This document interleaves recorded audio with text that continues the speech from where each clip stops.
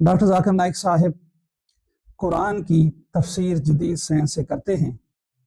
बात तो ये करते हैं कि कुरान साइंस का मोहताज नहीं और कुरान साइंस की किताब नहीं है, लेकिन जब बात करते हैं तो यूं ही लगता है कि कुरान साइंस का मोहताज है और सारी जो तफसीर है वो साइंस के ज़रिए से और अपनी बात की दलील में गैर मुस्लिम साइंसदानों की तफासिर या उनकी बातें लाते हैं, मुसलमान मुफस्सिरीन की बात भी नहीं लाते।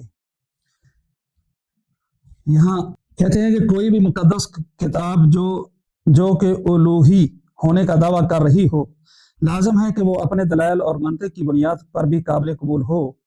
मशहूर नोबल इनाम याफ्ता माहिर तबियात अल्बर्ट आइंस्टाइन के बकौल मजहब के बगैर साइंस लंगड़ी है और साइंस के बगैर मजहब अंधा है। ये डॉक्टर साहब का नजरिया है कि मजहब साइंस के बगैर मजहब अंधा है। और फिर आगे चल के कहते हैं, जैसा कि हम सब जानते हैं कि साइंस बहुत दफ़ा यू टर्न लेती है। इस किताब में मैंने सिर्फ तस्लीम शुदा साइंसी हक़ाइक़ को मलहूज़े खातर रखा है और उन तसव्वुरात और नज़रियात का जिक्र नहीं किया जो अभी तक महज मफरूज़े हैं और जिनका ताहाल कोई सबूत नहीं है। यानी जो साइंस जिनको हक़ाइक़ तस्लीम कर चुकी है, डॉक्टर साहब भी उनको इसी तरह हक़ाइक़ मानते हैं जिस तरह कुरान मजीद के हक़ाइक़ हैं। कहते हैं जो मफरूज़े नज़रियात मैंने उनको अभी नहीं छेड़ा, मैंने उन्हीं को इस किताब में रखा है। गुजारिश ये है कि हर साइंस अपने ज़माने की जदीद साइंस होती है। हर ज़माने में साइंस ने अपने हक़ाइक़ लोगों के सामने रखे कि यही हकीकत है और बाद के ज़मानों ने उन्हीं हक़ाइक़ को गलत साबित कर दिया।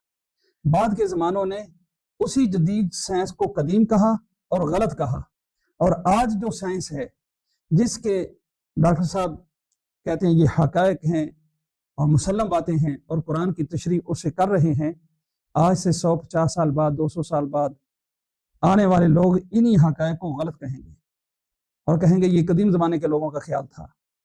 तो जब वो लोग इन हक़ाइक़ को, जो साइंसी हक़ाइक़ है, साइंसी हक़ाइक़ होती नहीं, ये नज़रियात का, मफरूज़ों का, मुशाहदात का, तजर्बात का इल्म होता है। वो गलत भी हो सकता है, वो सही भी हो सकता है, दोनों एहतमाल हैं। तो जब बाद में आने वाले इसको गलत साबित कर देंगे तो फिर उस वक्त क्या कहेंगे कि ये कुरान की तशरीहात तफासिर ये गलत थी। नाउज़ुबिल्लाह। कुरान को अपनी सदाकत और अपनी सच्चाई बयान करने के लिए किसी चीज़ की कोई ज़रूरत नहीं है। वो अपनी ज़ात के एतबार से खुद एक हकीकत और सच्चाई है।